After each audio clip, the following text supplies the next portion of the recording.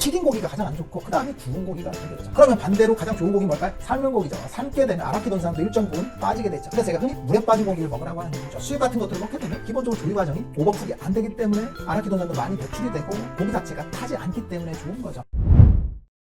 안녕하세요, 묘한의사입니다. 지루성 피부염을 관리하다 보면 환자분들이 어려워하는 게, 그리고 궁금해하는 게 바로 음식 관리입니다. 그 중에서도 뭘 먹어야 될지에 대한 고민을 하게 되는데 가장 헷갈리는 부분이 육식일 겁니다. 고기를 먹어야 돼요, 말아야 돼요, 많이 먹어야 돼요, 적게 먹어야 돼요, 무슨 고기를 먹어야 돼요 라고 하는 부분이거든요. 오늘 이 시간에는 육식에 대해서 어떠한 고기를 먹을지에 대한 그러한 부분을 한번 이야기해 볼 겁니다. 지루성 피부염이 있거나 만성적인 피부염이 있을 때 고기를 먹을까요? 말까요? 고기를 먹으면서도 굉장히 찜찜하고 불안해 하시는 경우들이 많습니다. 고기를 못 먹게 하거나 항생제가 없는 고기를 먹게 하거나 고기를 먹으면 피부염이 악화된다라고 이야기하는 분들이 많이 계십니다. 반대로 고기는 피부염과 전혀 상관이 없으니까 마음껏 드셔라 라고 하는 경우들도 많고요. 그리고 극단적으로 가보면 고기만 먹어라 라고 이야기하는 경우들이 많습니다. 너의 체질은 고기를 먹는 게 좋으니까 고기만 먹어요 라고 하는 경우들이 있거든요. 환자분들이 굉장히 헷갈릴 수 있는 그런 부분일 것 같습니다. 실제로 유튜브 댓글을 보면 음식 관련해서 많은 댓글들 혹은 궁금해하는 부분들이 달리게 되는데, 지루성 피부염이 있었는데 채식만 했더니 피부염이 다 나았어요, 사라졌어요 하는 내용들이 꽤나 많습니다. 실제로 피부염 때문에 채식만 하는 경우들이 많고 비건이 됐다라고 하는 경우들도 많거든요.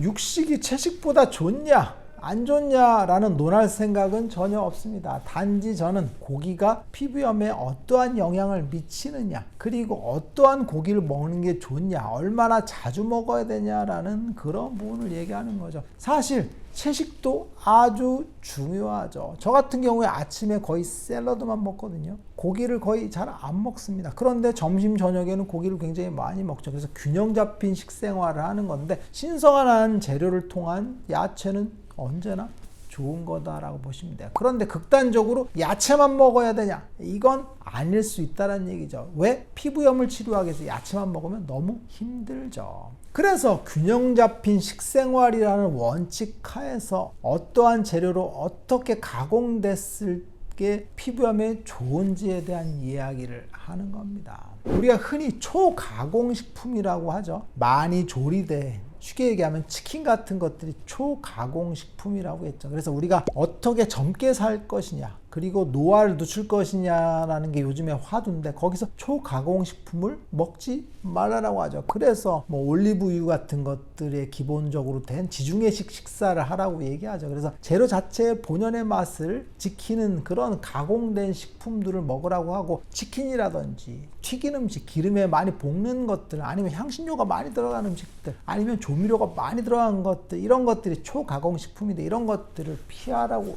이야기하거든요. 그런데 이건 피부 측면에서 혹은 건강 측면에서 모두 중요한 얘기입니다. 그런데 고기를 먹지 않는다라고 하는 건 조금 다른 문제일 수 있어요. 왜 그러냐면 고기도 초가공식품으로 만들 수도 있고, 아니면 신선한 원육 상태에서 적정한 가공을 했을 때 맛있게 먹고 건강에 이로울 수도 있거든요. 그래서 무조건 채식이 좋냐라고 볼 수는 없죠. 지중해식 식단에서도 분명히 육식은 존재하는 것이고, 해산물 같은 것들도 많이 먹어주는 게 맞거든요. 피부질환 측면에서 보면 피부를 관리할 때 중요한 게 뭐냐면 피부 자체의 관리입니다. 그래서 적절하게 피부에 손상이 없도록 하는 각질층의 관리, 그리고 피부 염증 반응이 생기지 않도록 하는 적정한 보습제의 관리, 그리고 피부에 자극이 되지 않는 필링 같은 것들, 때미는 것들에 대한 관리, 이런 것들이 굉장히 중요하죠. 그런데 그렇다라는 게 피부염의 전부가 아니라 몸 속의 문제들도 분명히 해소시켜줘야 됩니다. 우리가 예를 들면 술을 맨날 먹어요. 그러면 몸 속에 염증 반응이 생기고 몸에 열이 많이 생기겠죠. 그래서 피부염이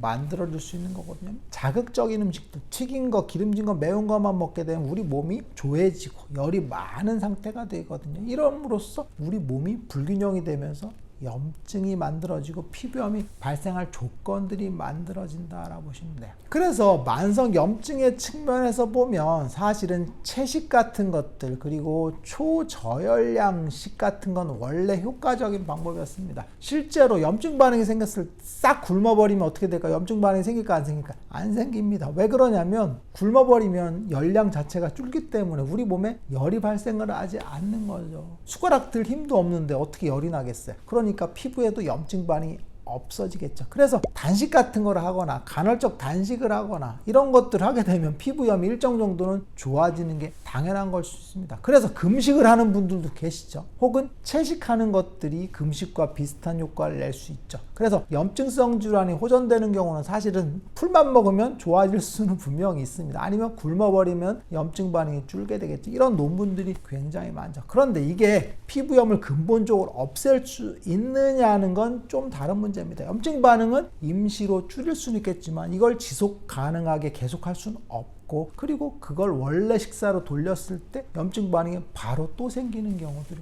많거든요. 간단한 예를 한번 들어볼게요. 우리가 단식을 했어요. 그러면 왜 피부염이 좋아질까요? 이건 면역학적인 측면에서 중요한 이야기인데, 호중구라든지 T세포, 사이토카인 같은 것들이 복합적으로 연결된 문제다라고 보시면 되는데, 쉽게 말하면 면역세포도 고기를 끊고 굶고 하면 제 역할을 못하던 면역세포들이 정신을 차리고 일을 하게 됩니다. 원래 면역세포도 염증 반응을 줄여주거든요. 그런데 이런 것들이 풍족했을 때는 제대로 일을 하지 않고 놀게 됩니다.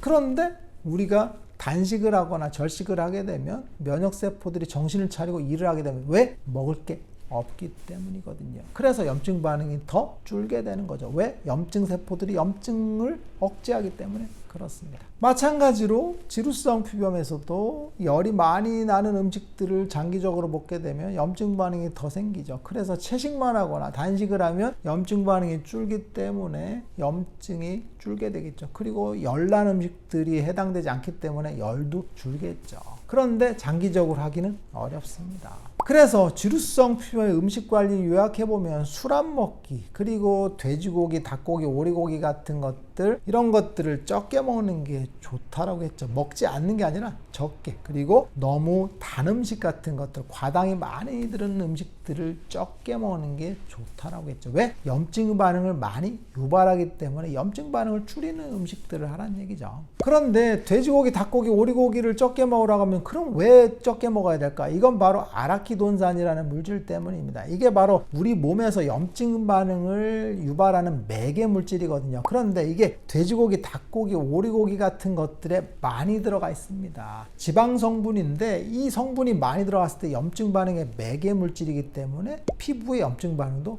쉽게 일으키는 거죠. 그런데 이걸 적게 먹으면 염증 반응의 매개 물질이 줄어드니까 염증 반응이 적게 되는 거죠. 그래서 아라키돈산이 많이 섭취될 수 있는 고기를 많이 안 먹는 게 첫 번째다라고 보시면 될 것 같아요. 그러면 두 번째는 뭘까요? 아라키돈산이 유리되지 않는 조리 방법을 쓰는 게 좋겠죠. 그럼 아라키돈산이 많이 유리될 수 있는 조리 방법은 뭘까요? 튀기는 겁니다. 그래서 음식을 만들 때 튀긴 음식이 안 좋은 건데, 고기도 마찬가지입니다. 튀긴 고기가 가장 피부염에 안 좋다라고 보시면 될 것 같아요. 그래서 치킨 같은 것들이 가장 안 좋은 조리 방법이죠. 그 다음이 굽는 방법이죠. 그래서 튀긴 고기가 가장 안 좋고 그 다음이 구운 고기가 되겠죠. 그러면 반대로 가장 좋은 고기는 뭘까요? 삶은 고기죠. 삶게 되면 아라키돈산도 일정 부분 빠지게 되죠. 그래서 제가 흔히 물에 빠진 고기를 먹으라고 하는 이유죠. 수육 같은 것들을 먹게 되면 기본적으로 조리 과정이 오버쿡이 안 되기 때문에